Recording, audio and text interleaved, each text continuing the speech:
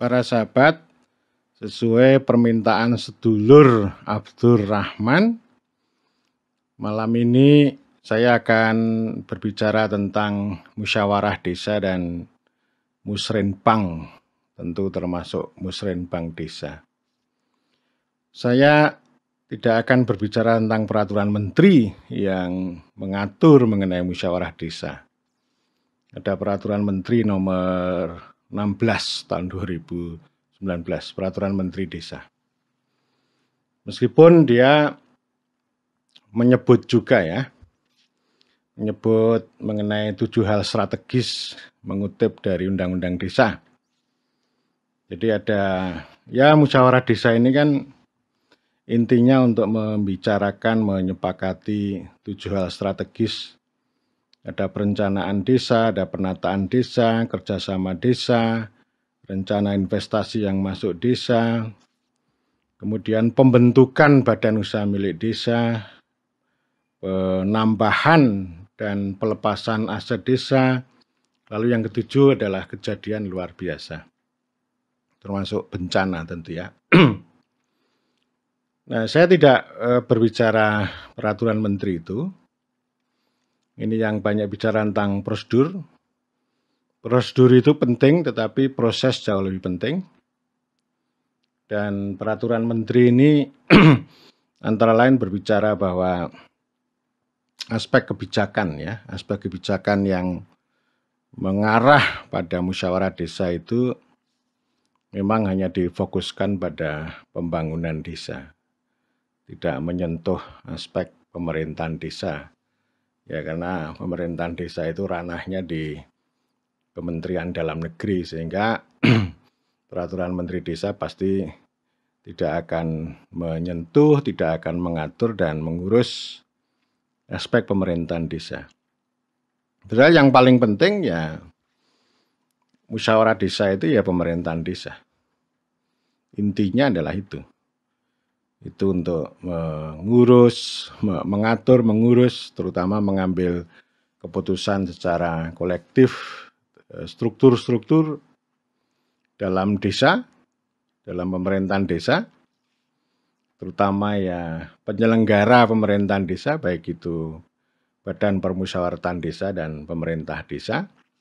Demikian juga dengan berbagai segmen kepentingan masyarakat, lembaga-lembaga masyarakat, dan pokoknya aspek masyarakat lah. Saya akan berbicara musyawarah desa dan musrenbang itu pada sisi sejarah, ya. Kemudian yang kedua adalah hakikat atau makna. Kemudian yang ketiga adalah prinsip-prinsip dasar. Dan dari sini itu bisa kita ambil pelajaran berharga bahwa musyawarah desa itu adalah itu kepentingan maupun arena bagi orang desa. Bukan sesuatu tempat yang itu dimanfaatkan oleh pihak lain, terutama oleh menteri untuk mensukseskan proyek, termasuk proyek dana desa dan teman-temannya. Saya ingin mengatakan begini, musyawarah atau dialog, diskusi, rembukan, rapat, itu adalah tradisi alamiah umat manusia ketika manusia itu berkumpul menjadi masyarakat atau bermasyarakat, berdesa, bersuku, beradat, bahkan juga bernegara. Itu hal yang biasa. Itu demokrasi yang paling tua itu ya musyawarah itu. Atau dialog lah. Secara etimologis musyawarah itu merupakan serapan dari bahasa Arab, dan Kanjeng Nabi Muhammad itu sudah biasa melakukan musyawarah itu untuk mengambil keputusan bersama, baik ketika membangun kebangsaan di Mekah maupun membangun pemerintahan yang didasarkan pada daulah ro'yatun di Madinah. Secara historis, kita sudah mengenal jauh sebelum kita punya istilah desa itu, kita sudah punya wanua. dan saya sudah berbicara juga tentang Wanua. Itu adalah ya semacam desa ini, atau nama desa zaman dulu itu ya Wanua. Itu hampir di seluruh tanah Nusantara dengan varian-varian yang agak beda. Ada Binua, ada Banua, ada Vanua. Wanua sendiri juga sangat kuat di tanah Sulawesi, terutama Sulawesi Utara, sampai sekarang. Di Jawa dan Bali juga begitu. Saya membaca beberapa literatur, baik itu literatur yang ditulis oleh para arkeolog maupun para antropolog, itu ada sebuah institusi namanya Karaman. Karaman ini ya kalau sekarang wadah musyawarah itu. Ini semacam majelis desa yang terdiri dari kepala keluarga dan biasanya atau selalu laki-laki. Itu ya Dewan Desa atau Karaman itu tempat mengambil keputusan. Kalau di Bali lalu namanya Paruman. Meskipun orang nomor satu, entah kepala desa atau kalau zaman dulu ya Rama, atau kemudian Buyut, atau nama-nama yang lain di seluruh penjuru negeri, itu pasti dia powerful. Dia punya, ya dimandati kekuasaan yang besar oleh masyarakat, oleh para tetua, oleh para anggota. Itu hal yang alamiah, yang lazim di mana-mana bahwa orang nomor satu itu pasti punya kekuasaan, punya kewenangan dan keistimewaan yang lebih dibanding dengan orang biasa. Dan itu tentu ya giliran. Suatu saat orang itu akan menjadi orang nomor satu, nanti kalau sudah sepuh akan menjadi tetua. Dan tentu kekuasaannya akan berkurang. Keistimewaannya akan berkurang dibandingkan dengan ketika dia menjadi orang nomor satu atau kepala desa. Meskipun kepala desa itu punya kuasa dan otoritas yang besar, bukan berarti monolitik, bukan berarti tunggal. Pasti ada ruang, ada Karaman tadi untuk mengambil keputusan bersama. Setidak-tidaknya itu Rama atau kepala desa itu membutuhkan atau memerlukan legitimasi dan dukungan dari orang banyak. Dia nggak mungkin akan menggunakan paksaan seorang diri. Dia akan kehabisan legitimasi kalau dengan cara begitu. Ya, sekalipun orang nomor satu itu otoriter gitu, tapi tetap saja yang namanya musyawarah itu dilakukan. Sekurang-kurangnya ya memusyawarahkan mufakat, itu istilah yang sangat populer pada masa Orde Baru. Ya salah satu contoh yang paling terkemuka itu ya pembubaran Wanua itu. Jadi kalau dulu ada Wanua, kemudian pada abad 13 itu menjadi desa, itu melalui proses pengambilan keputusan juga. Terutama ya di tanah Jawa, Bali itu kan istilah Wanua sudah hilang. Dan itu ada proses yang namanya pemekaran. Jadi intinya ini karena Wanua itu dipaksa menjadi unit upeti, unit pajak oleh raja, karena ini berat. Lalu kemudian ya orang secara kolektif di setiap Wanua itu mengambil keputusan ya kita lari saja. Menghindari gitu, bahasa Michael Ladas itu menghindari, avoidance, menghindari. Lalu membentuk desa baru yang jauh dari pusat kota, sehingga tidak bisa dikejar pajak. Kalau masih bisa dikejar ya nanti lari ke gunung-gunung itu. Ya. Jadi itu cerita itu sudah banyak sekali ya. Mengapa kemudian ada pemukiman, ada community yang di puncak-puncak gunung itu antara lain menghindari pajak itu. Dan ini yang lahir dari itu proses pengambilan keputusan secara kolektif. Nah kemudian setelah abad 13 ke sini itu nama kan berubah. Ada desa, ada nagari, itu pengaruh bahasa Sanskerta ya. Dan setiap desa atau nama lain itu pasti punya wadah untuk musyawarah. Ada rembuk desa yang itu di Jawa, kemudian ada kerapatan di Nagari, kemudian di Tanah Toraja ada Kombongan, lalu negeri di Maluku ada Saniri, baik itu Saniri kecil dalam bentuk kayak seperti Dewan Legislatif, kemudian juga ada Saniri besar yang itu seperti musyawarah itu, jadi lebih besar lagi jumlahnya. Dan pada umumnya ya ini sebuah institusi yang seperti MPR, tapi tidak ada kantor, tidak berkantor setiap hari ya. Itu sangat berbeda dan pada umumnya ya kepala desa atau sebutan nama lain itu ya sebagai ketua atas majelis itu. Ya. Itu di mana-mana begitu. Tapi bukan berarti lalu ada penguasa tunggal sekali lagi, enggak. Tetap ini sebuah ciri khas supaya tidak mengambil keputusan sendiri, supaya tidak menanggung risiko sendiri, tapi ini ya itu sebuah kolektivisme. Dan itu ciri khas. Dan saya melihat musyawarah atau sebutan lain dari dulu itu punya makna sebagai demokrasi komunitarian. Di sana memang tidak ada kebebasan individu. Ya. Jadi beda, tidak ada prinsip one person one vote atau one man one vote. Satu orang satu suara, bukan begitu, itu liberal, itu demokrasi liberal.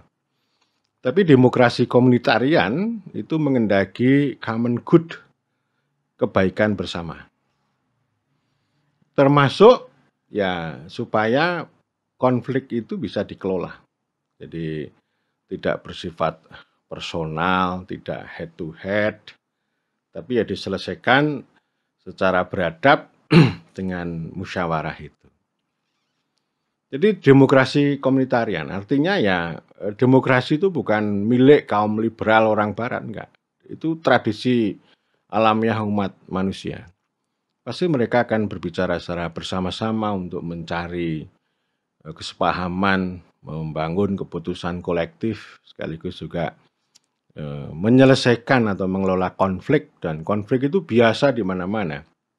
Dan setiap masyarakat lokal itu punya tradisi untuk menyelesaikan sengketa.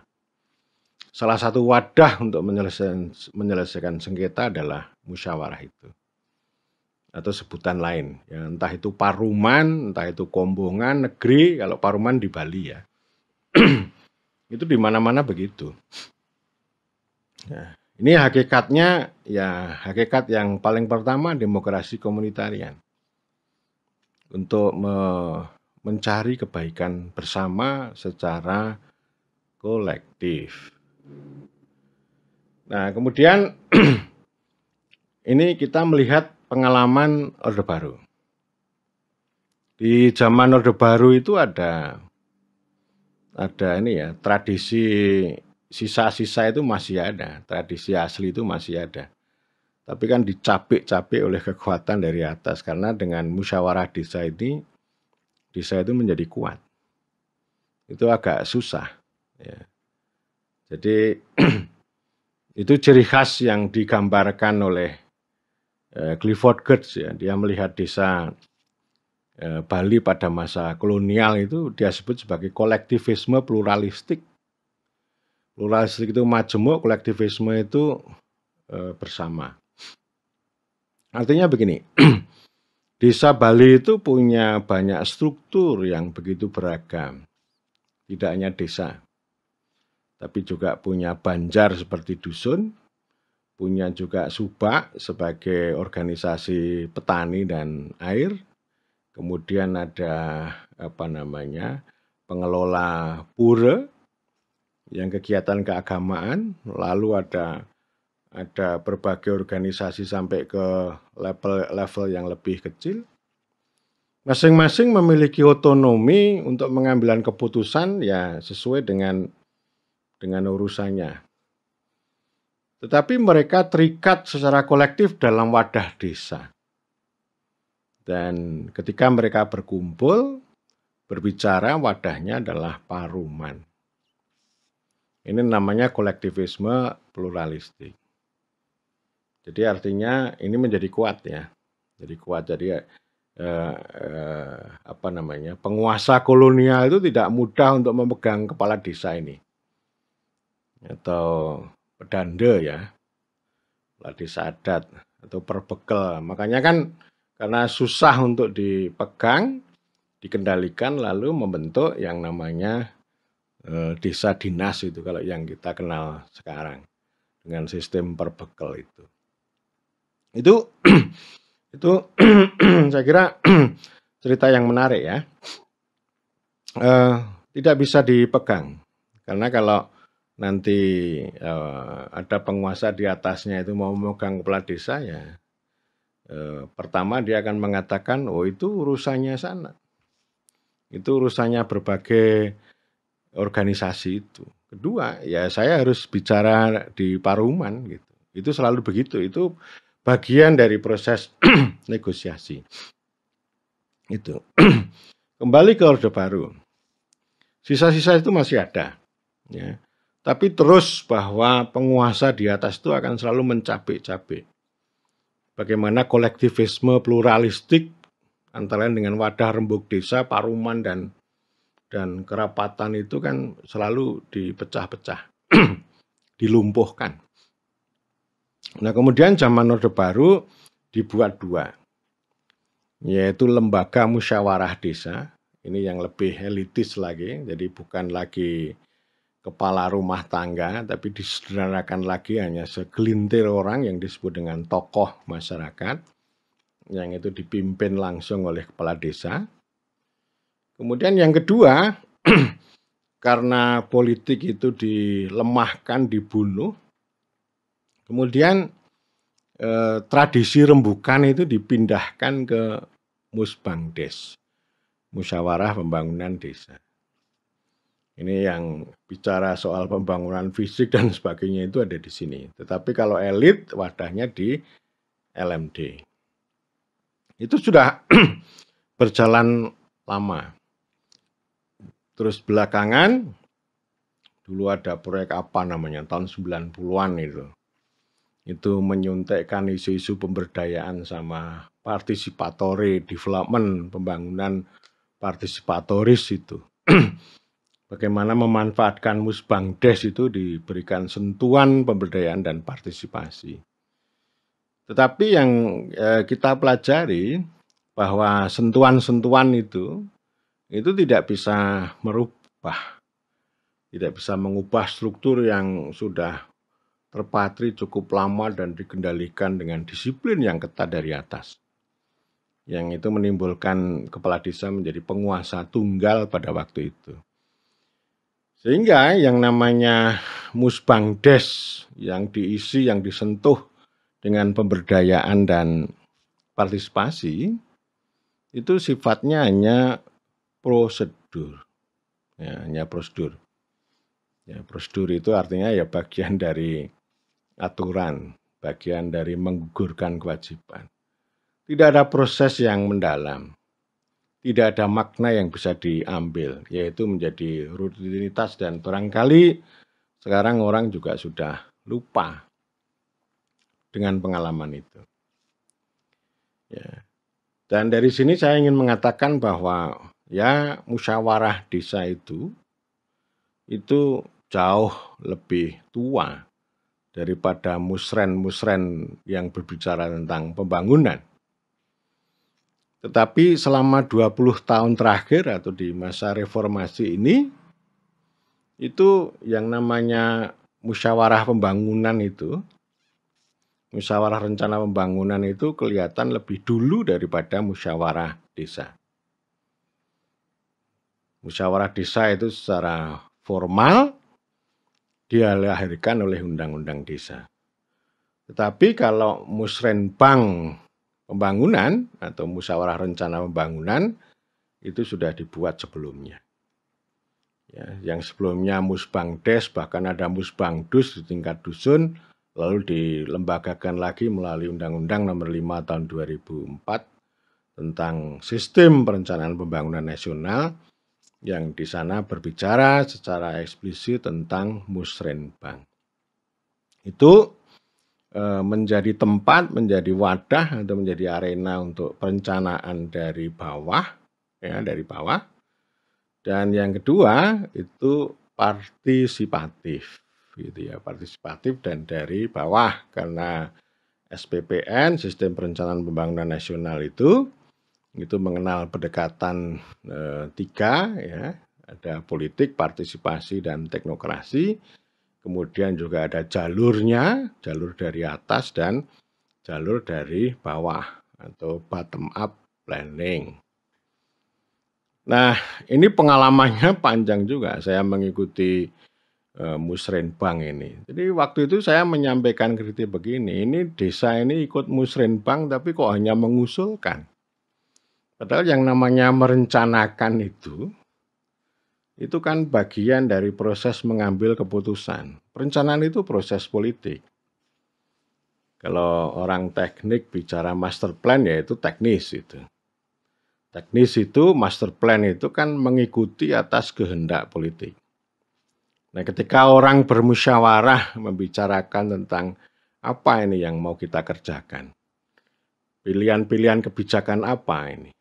Nah, itu namanya kan proses politik dan itu ada di musyawarah. Tetapi yang terjadi pada waktu itu ya di era-era pelaksanaan Undang-Undang 25 tahun 2004 itu sifatnya hanya mengusulkan. Jadi desa itu tidak punya valid self planning. Jadi tidak punya sistem perencanaan sendiri gitu. Tapi sifatnya mengusulkan. Tahun 2007 saya mengikuti dinamika yang terjadi di Wonosobo dan Purbalingga itu ya. Itu ya karena difasilitasi ini kan menarik ini, Bapeda ini kan sibuk banget itu. Lalu sengaja ada proses, memang ada yang kemudian diprioritasisasi gitu ya, istilah yang susah saya omongkan, penentuan prioritas. Tapi ada juga proses yang sengaja dibiarkan. Dan orang desa sendiri juga bilang, udahlah biarkan aja, nggak usah pakai prioritas itu. Sehingga ini ketika dikumpulkan dari desa ke kecamatan, kabupaten itu, lalu terkumpul angka kira-kira 11 triliun. Padahal kemampuan APBD untuk belanja langsung itu hanya 300 miliar. Ya, mengapa begitu? Itu bagian dari resistensi juga, karena ketika orang dari bawah dengan partisipasi yang dibuka itu, ya, itu kan nggak ada uangnya. Ini konyol juga. Orang disuruh terlibat dimobilisasi untuk partisipasi, tapi nggak ada uangnya. Lalu nggak ada yang diputuskan. Ini ibarat ruang tanpa uang. Ini sama juga bohong. Lalu mengusulkan, dan apa yang diusulkan itu ya belum tentu hadir. Sehingga orang lalu mengatakan dengan bahasa Jawa mboten up. Mboten up itu artinya tidak naik. Dan kadang-kadang kita nggak tahu desa itu tiba-tiba dapat juga gitu. Entah itu karena melalui jalur patronase, ada juga itu sejumlah kepala desa itu yang jagoan melakukan lobby, entah jalur pejabat, jalur bupati atau jalur dewan itu dapat. Dan yang didapat itu berbeda dengan apa yang diusulkan melalui musrenbang. Ya. Nah, ini kejadian ini yang diusulkan ya sudah, kadang-kadang ya akhirnya siasat saja. Tahun berikutnya ya itu lagi, tahun itu lagi gitu. Jadi akhirnya musrenbang hanya jadi prosedur. Ya, tidak punya legitimasi dan ya tidak menyuntikkan ini ya sebuah kepercayaan rakyat itu kepada pemerintah. Tapi rakyat ya tetap budiman aja, kalau diundang Musrenbang ya datang, ya paling tidak ya untuk unjuk muka, untuk basa-basi. Memang ada yang berproses secara dinamis. Ketika itu difasilitasi dengan kolaborasi antara Bapeda dengan LSM terutama. Banyak teman-teman LSM yang berkiprah di sini. Contohnya mendampingi 25 desa dari 300-an desa di sebuah kabupaten. Yang ini 25 desa ini bagus, prosesnya bagus, partisipatif, inklusif, kemudian kontennya juga bagus. Lalu dikawal terus ya, termasuk yang mengawal ya teman-teman LSM itu. Lalu 25 desa itu dapat kucuran uang. Lalu saya mengkritik, ya memang ini kerja bagus, kerja merebut istilahnya. Tetapi kan Anda juga ada titik lemahnya. Anda melakukan diskriminasi terhadap 200 sekian desa yang tidak didampingi, itu kan nggak dapat apa-apa. Artinya Anda menciptakan penguatan pada 25 desa, menciptakan inklusivitas di 25 desa, tetapi Anda juga mengeksklusi atau mengabaikan 200 sekian desa. Ya, ini akhirnya menimbulkan lokalisme naif. Jadi hanya yang baik-baik ya hanya di situ saja. Dan ketika orang mau berbicara replikasi di tempat lain, itu ternyata nggak bisa. Dan ini pengalaman ini saya pernah lakukan juga. Ya. Pernah mendampingi gitu. Ya, kita menjalankan perintah.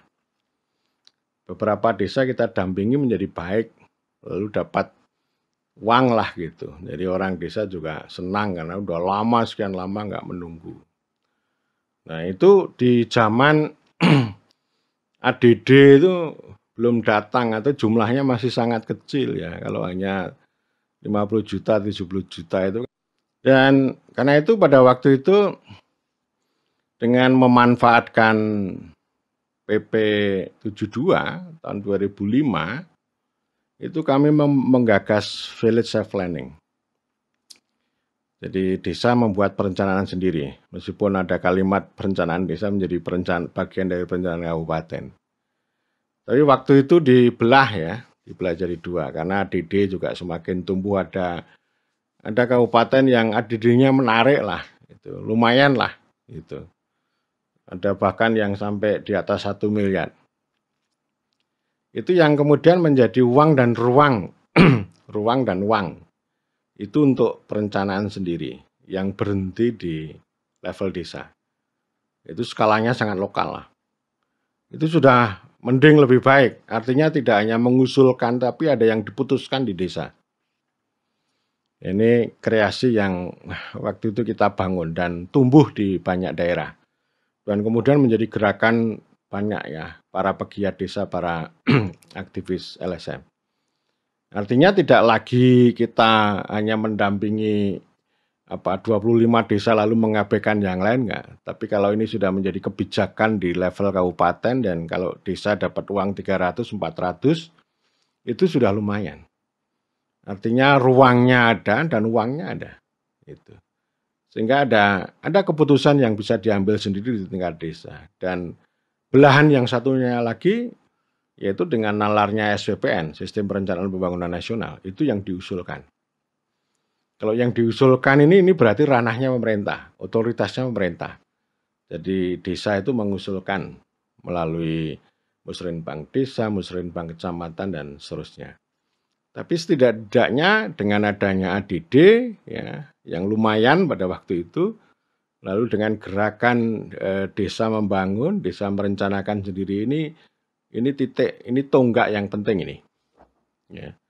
Dan artinya itu ada sesuatu yang memang dibicarakan dan direncanakan. Jadi tidak hanya diusulkan saja. Ini pengalaman ini saya kira terus berkembang.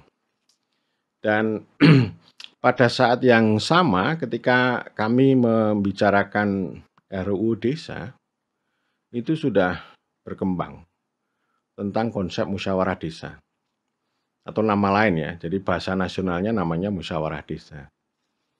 Pada tahun 2007 ini muncul sebuah gagasan.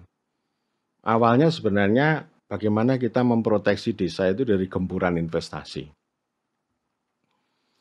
Terutama ini akhirnya kan harus berbicara tentang bagaimana kaitan antara desa sama investasi. Ada pihak lain yang mengatakan bahwa nanti RUU Desa atau Undang-Undang Desa ini tidak akan berbicara tentang investasi, tapi ini bicara tentang desa. Nah, bagaimana kita memproteksi desa dari serangan investasi? Kemudian yang bisa kita lakukan adalah membuat rumusan musyawarah desa ini. Jadi artinya ketika ada investasi yang mau masuk ke desa, itu harus bicara dulu dengan musyawarah. Jadi musyawarah ini itu akan menerima informasi, kemudian informasi dibicarakan, musyawarah desa itu bisa menolak atau menyetujui.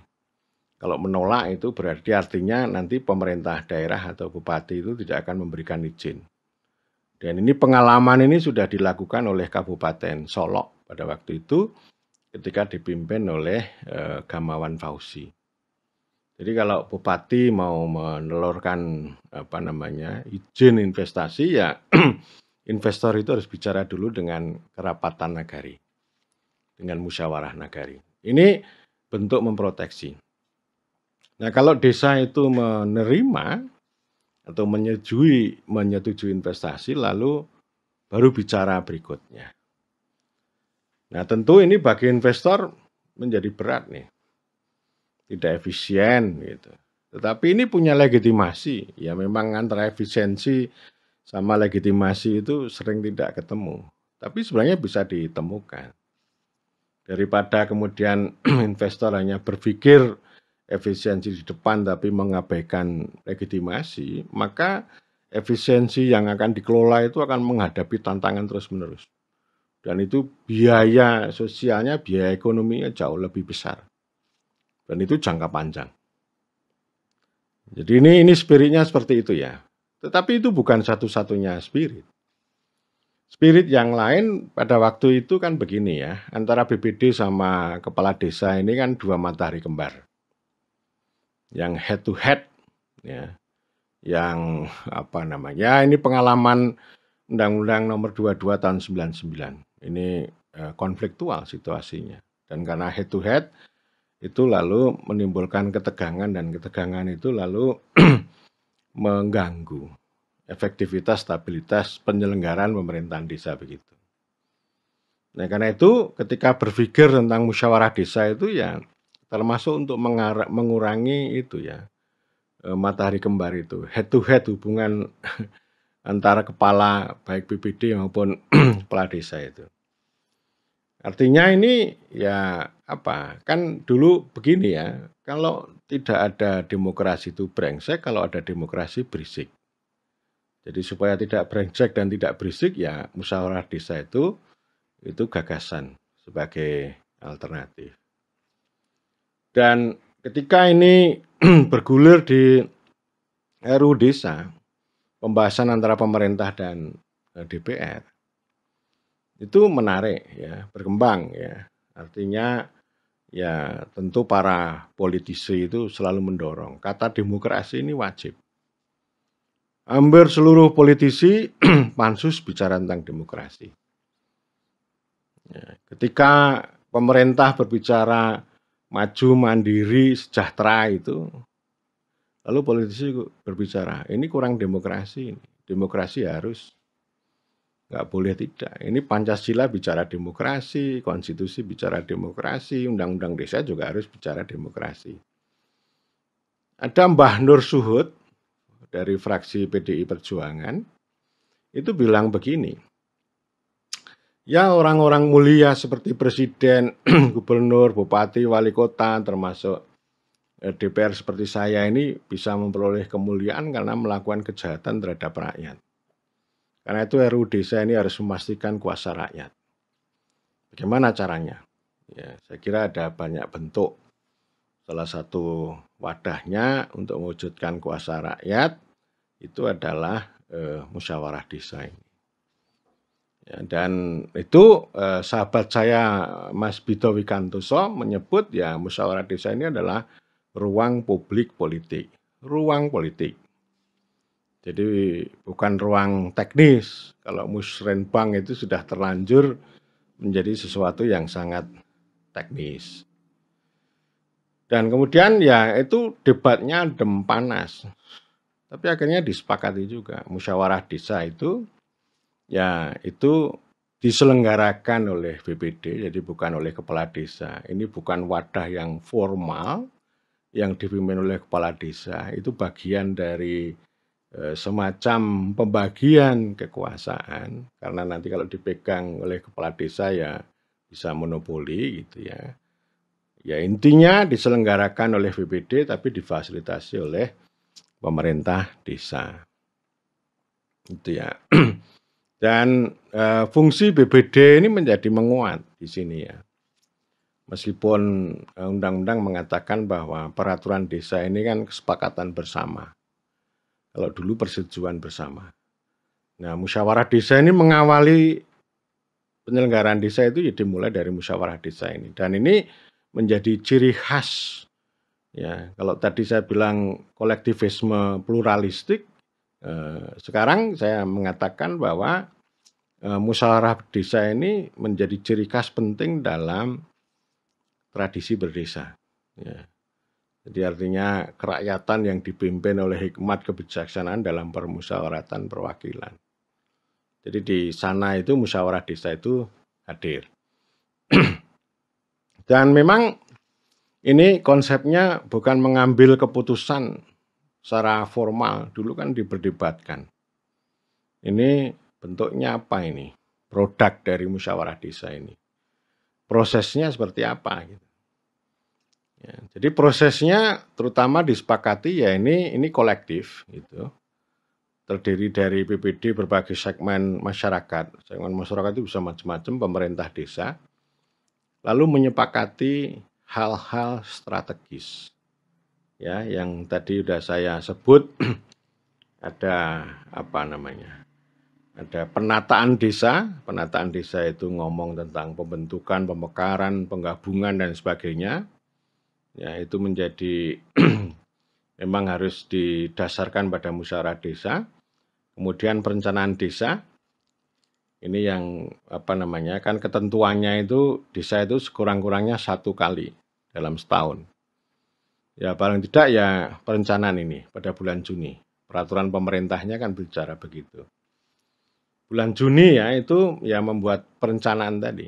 Sebelum ada musrenbang, ada musyawarah desa ini. Jadi artinya satu, ketika bulan Juni itu ngumpul musyawarah desa, satu itu ya semacam evaluasi atas apa yang dikerjakan tahun sebelumnya.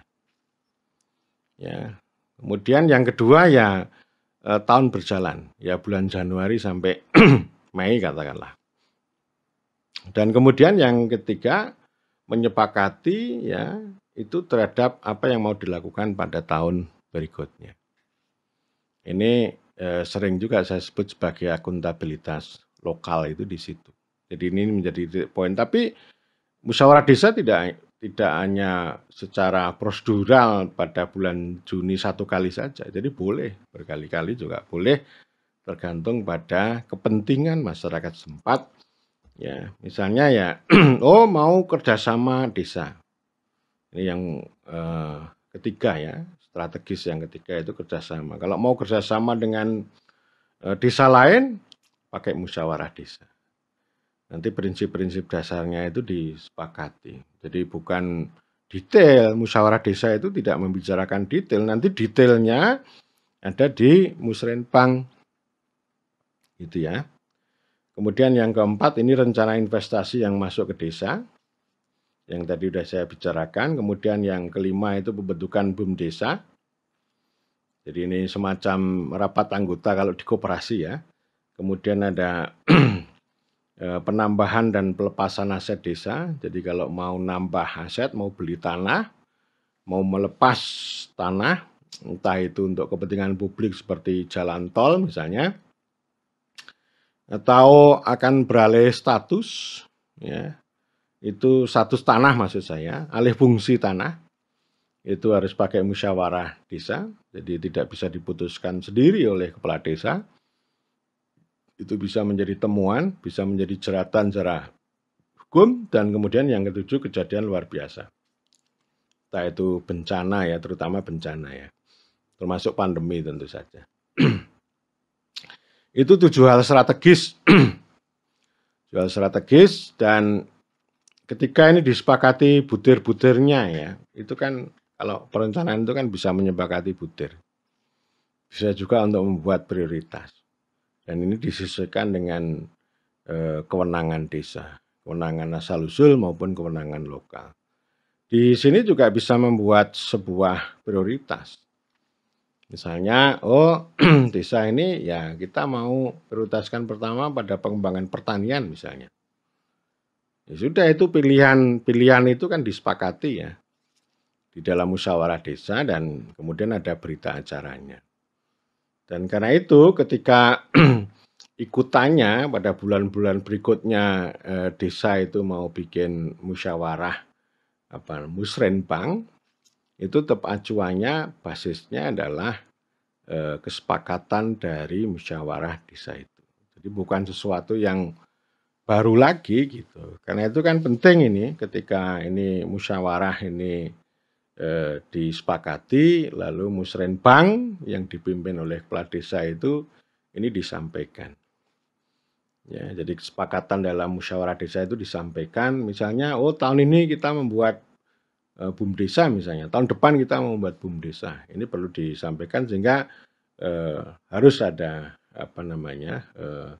nanti musrenbang, lalu ada rencana kerja pemerintah desa itu harus menyantumkan tentang pembentukan atau pembuatan badan usaha milik desa.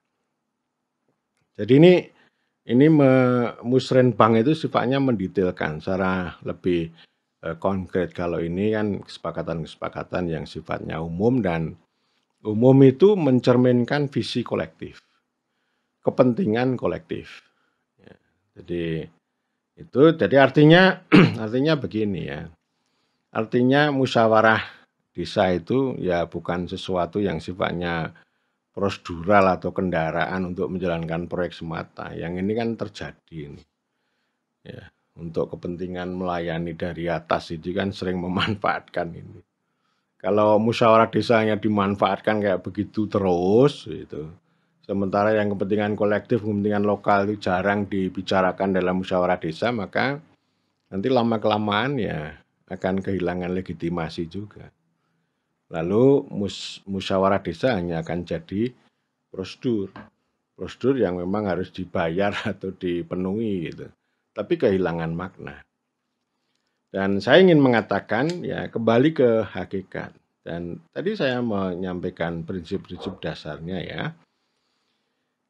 Sekali lagi ini artinya begini. Musyawarah desa itu artinya praktek sila keempat. Proses sila keempat. Kerakyatan yang dipimpin oleh hikmat kebijaksanaan dalam permusyawaratan perwakilan. Kerakyatan itu apa? Kerakyatan itu ya sama dengan kepentingan masyarakat setempat desa itu. Denyut kehidupan orang desa. Buah bibir orang desa. Orang desa itu ya macam-macam lah. Ya. Tidak hanya kantor gitu. Karena ini kan musyawarah desa ini kan akhirnya melebarkan, memberikan makna bahwa desa ini bukan hanya sekedar pemerintah desa, bukan hanya sekedar kantor desa, tapi ya semua pihak ini, sebuah semesta, sebuah kolektivisme atau kebersamaan yang antara lain diwujudkan dengan dialog, ada dialektika ya, itu. Dan saya ingin meletakkan ini dalam kerangka sila keempat tadi, ya, kerakyatan dipimpin oleh hikmat kebijaksanaan, kepala desa itu menjadi pemimpin, ketua BPD juga pemimpin, kemudian ada kebijaksanaan yang itu dirajut, ya, jadi artinya kepentingan yang berkembang tadi itu dibicarakan, ya, dari sana akan lahir kebijaksanaan, dan kebijaksanaan itu bukan sekedar policy, bukan sekedar kebijakan, ya. Tapi begini, ada sebuah keyakinan, ya, yang itu diambil didasarkan pada denyut kehidupan. Itu yang penting, ya. Jadi artinya bukan hanya sekedar menjalankan proyek-proyek yang diprioritaskan oleh menteri, tapi ada kebijaksanaan yang tumbuh, yang diyakini dari denyut kehidupan orang banyak. Dan itu melalui proses permusyawaratan dan perwakilan. Kalau perwakilan jelas, BPD itu perwakilan, nanti kelompok-kelompok tani, nelayan, kelompok perempuan, kelompok difabel, dan sebagainya, ini kan juga perwakilan. Nah, permusyawaratan. Musyawarah itu hakikat. Musyawarah itu tadi yang untuk menemukan common good atau kebaikan bersama dalam kehidupan desa itu. Dan ini juga bisa kita kaitkan dengan demokrasi. Musyawarah desa itu kita kaitkan dengan demokrasi, artinya ya demokrasi itu beyond kebebasan. Kebebasan ada ruangnya. Ya, orang bebas berbicara karena sebagai warga negara bebas berkumpul. Kemudian juga ada pilkades, ya. Para kandidat berkontestasi, orang bisa memilih secara bebas, secara rahasia, secara langsung. Tetapi ada hal-hal yang lain yang itu penting, ya, kalau kita bicara demokrasi ya memang harus utuh. Tapi pada hakikatnya kita kembalikan pada kedaulatan rakyat. Jadi demokrasi tanpa kedaulatan rakyat itu hanya akan jadi elektokrasi, hanya metode untuk memilih pemimpin, ya. Tapi kita kembalikan ke hakikat kedaulatan rakyat. Dan saya memahami musyawarah desa ini pertama sebagai bentuk demokrasi asosiatif. Asosiatif itu perkumpulan, ya, persekutuan. Ya, artinya tidak hanya orang itu datang ke bilik suara, gitu. Hanya individual, bukan gitu. Tapi sebuah agregatif. Agregatif itu ya orang berkumpul, bersekutu, ya. Dan ini sesuai dengan hakikat desa itu kan asosiasi manusia. Desa ini ya itu milik masyarakat setempat, kepentingan masyarakat setempat. Jadi musyawarah desa itu untuk mewadahi perkumpulan manusia itu, asosiasi manusia itu, atau kepentingan masyarakat setempat itu. Jadi ini sebuah asosiatif ini. Bukan orang apa namanya, ya tadi dengan kebebasan tadi, bukan itu. Tapi asosiatif, ya. Satu ya asosiatif, ya. Asosiasi itu kan berkumpul gitu. Ya, satu. Kemudian yang kedua itu demokrasi deliberatif. Ya, demokrasi musyawarah lah, demokrasi dialogis gitu. Ini untuk mengisi ruang, ya.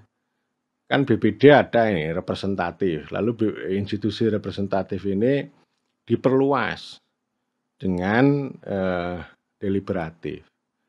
Dan ini kan ini udah disarankan juga, kalau tradisinya udah lama, yang namanya musyawarah, paruman, rembuk desa, kerapatan itu kan demokrasi deliberatif. Jadi sebelum Jurgen Habermas dan teman-teman itu berbicara tentang demokrasi deliberatif, tindakan komunikatif ini ya tradisi ini sudah ada. Dan memang itu tenggelam lalu digantikan dengan demokrasi perwakilan, dan yang lebih konyol lagi teknokrasi. Ya, jadi teknokrasi, aturan, proyek itu kan masuk ke desa juga, ya. Jadi artinya apa? Artinya ini ya demokrasi deliberatif dengan musyawarah desa itu di satu sisi untuk memperdalam, untuk memperluas demokrasi perwakilan, tapi juga sekaligus untuk memberi makna atau paling tidak juga membendung serangan teknokrasi. Ya. Artinya ya orang desa jangan kejebak pada proyek, pada data dan seterusnya, tapi deliberasi, musyawarah, diskusi, dialog untuk memperoleh hikmat kebijaksanaan itu jauh lebih penting daripada orang mengumpulkan data untuk melayani sana. Ya. hemat kebijaksanaan itu penting itu dilahirkan dari demokrasi deliberatif. Jadi artinya ya kita ini hidup menjadi lebih bermakna ketika berkumpul, lalu berdeliberasi begitu ya. Daripada kita hanya kerja-kerja secara administratif mengumpulkan data, lalu data diolah, kemudian jadi perencanaan, jadi master plan, jadi proyek. Ya, jadi ini maknanya itu tadi demokrasi deliberatif. Jadi ada tindakan komunikatif di sana. Itu. Kemudian yang ketiga, musyawarah desa itu sebagai bentuk atau punya makna demokrasi protektif. Melindungi demokrasi yang melindungi orang desa. Terutama ini kaitannya dengan rencana investasi yang masuk ke desa yang tadi sudah saya bicarakan. Jadi ini punya makna melindungi juga. Kalau misalnya kepala desa tidak bisa melindungi atau bahkan negara tidak bisa melindungi, ya musyawarah desa itu yang melindungi. Dan ini memang harus dimulai. Ketika ada investasi yang masuk ke desa, bicarakan dong. Jadi BPD mengambil inisiatif, ayo recall ya, memanggil, ayo kita musyawarah ini kalau ada investasi. Jangan diputuskan oleh satu orang. Ya, jadi nggak apa-apa, investasi itu bukan sesuatu yang apa namanya, ya jahat begitu. Tapi kalau dia dibiarkan ya bisa jadi kejahatan juga. Karena ini ya investasi ini kan memang harus direbut, orang harus dilindungi dengan musyawarah itu. Kemudian yang keempat, musyawarah desa itu sebagai arena untuk demokrasi demokrasi inklusif ya. Inklusif itu terbuka. Ini artinya melibatkan ya ada partisipasi dari berbagai segmen dan itu kalau sekarang udah tahulah apa makna inklusif itu. Berbagai segmen, entah itu laki-laki, perempuan, difabel, kelompok kepentingan tertentu, petani, nelayan dan sebagainya ada di sana. Nah tentu kan bisa kita hitung. Ya. Ini bukan persoalan demokrasi yang numerik, demokrasi berapa sih jumlahnya, bukan begitu. Tapi kita lihat segmen kepentingan yang ada di desa itu, itulah yang nanti akan menjadi dasar untuk pembentukan demokrasi inklusif dengan wadah musyawarah desa itu. Ya, jadi sekurang-kurangnya 1 kali dalam setahun ya, kira-kira ya bulan Juni, bulan Juli gitu. Kemudian butir-butir kesepakatannya itu didetailkan, diuraikan lebih lanjut dalam musrenbang. Musrenbangnya tentu lebih bermakna karena ada village self-planning ya, perencanaan sendiri oleh desa yang diputuskan oleh desa lalu menjadi RKP gitu ya, menjadi rencana kerja pemerintah desa. RKP desa lalu akan menjadi dasar untuk penyusunan APB desa. Jadi poin yang saya katakan bahwa ini ruang di satu sisi ya ruang rekognisi subsidiaritas untuk mengambil keputusan sendiri, dan rekognisi subsidiaritas itu nanti akan beroperasi bekerja dalam ruang demokrasi, ruang publik politik gitu. Jadi bukan ruang teknokratik dengan angka, alat, instrumen dan sebagainya, tetapi ada tindakan komunikatif secara kolektif untuk membicarakan dan menyepakati hajat hidup orang banyak yang nanti akan bisa mendatangkan kebaikan bagi masyarakat setempat. Saya kira demikian.